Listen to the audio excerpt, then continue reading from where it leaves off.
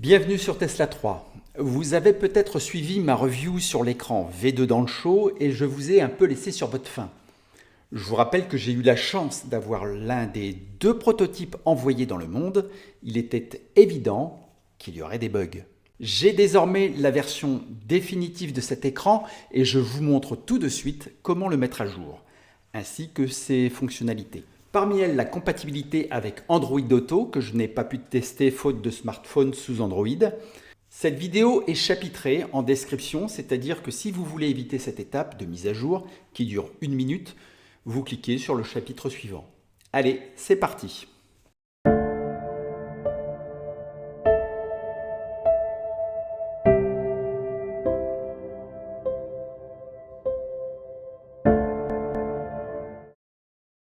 Tout d'abord, on insère la clé USB formatée en FAT32 avec la version de firmware que vous voulez installer. On va dans Car Settings, Général, About Version et enfin Android Upgrade. On patiente que ces 5 lignes affichent un Success.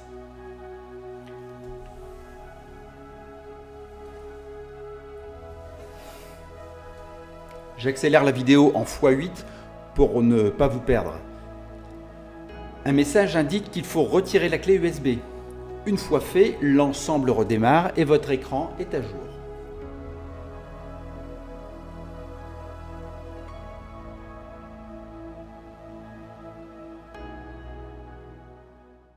Parmi les nouveautés, on remarquera que dans l'espace Applications, on a désormais une portion de l'écran qui nous indique les infos essentielles de la voiture.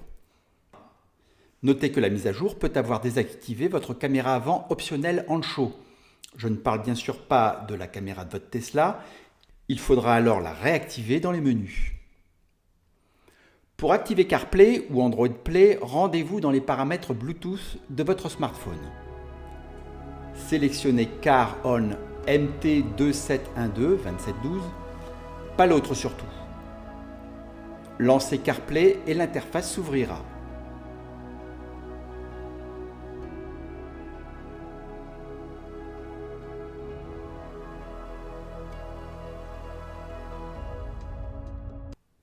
Si vous avez un compte Spotify, vous pouvez jouer la musique des haut-parleurs de votre Tesla.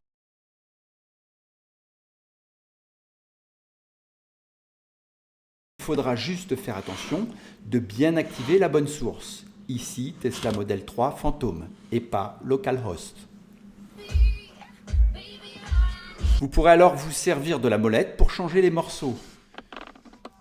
Une limitation cependant, je ne suis pas parvenu à lire mes WhatsApp et Siri fonctionne mais ne semble pas exécuter les ordres.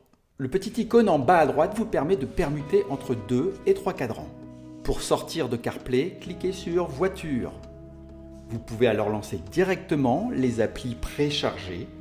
Nous verrons tout à l'heure comment en installer de nouvelles. Ici, on lance ABRP, mais sachez qu'il vous faudra lancer un partage de connexion pour créer un hotspot Wi-Fi afin de pouvoir l'utiliser. Même chose pour Waze, il vaudra mieux alors passer par le Waze sous CarPlay pour faire plus simple. Enfin, si vous êtes équipé en domotique et dépourvu de HomeLink, vous pourrez commander l'ouverture de votre porte de garage.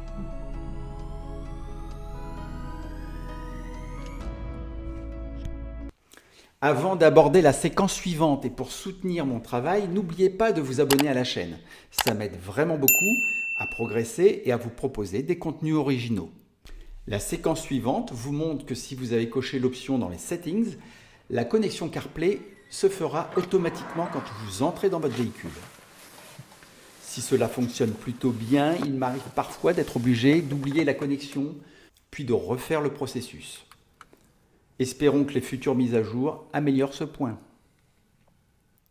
Lorsque vous êtes en autopilote, représenté par le volant bleu, la molette de droite n'a plus d'action sur l'écran, mais sur les fonctionnalités de l'autopilote. Vous pourrez alors utiliser l'écran tactile ou simplement quitter le mode autopilote un instant.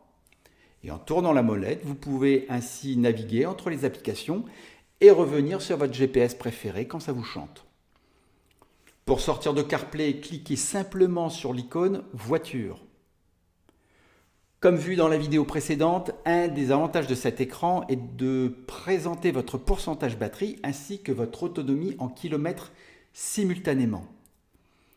Si le cadran de gauche, qui n'apparaît pas ici, indique la vitesse, celui de droite vous propose d'indiquer la puissance instantanée en chevaux, ainsi que la régénération de la batterie. Vous constaterez qu'on a aussi la température des moteurs. On aurait préféré la température des batteries et malgré ma demande auprès d'Amcho, ce n'est toujours pas le cas dans cette mise à jour. Si parfois votre musique Spotify n'est plus audible dans votre voiture, c'est sans doute dû à une configuration Bluetooth qui a basculé sur localhost, comme ici.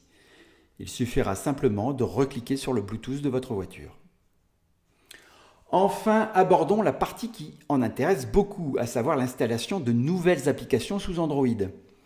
Tout d'abord, il vous faudra les fichiers APK de vos applications. Cherchez sur la toile, cette vidéo n'est pas faite pour ça. Ensuite, il vous faudra autoriser l'installation d'applications tierces dans les paramètres d'usine. Allez dans Car Settings, Factory Settings, entrez le code 6688.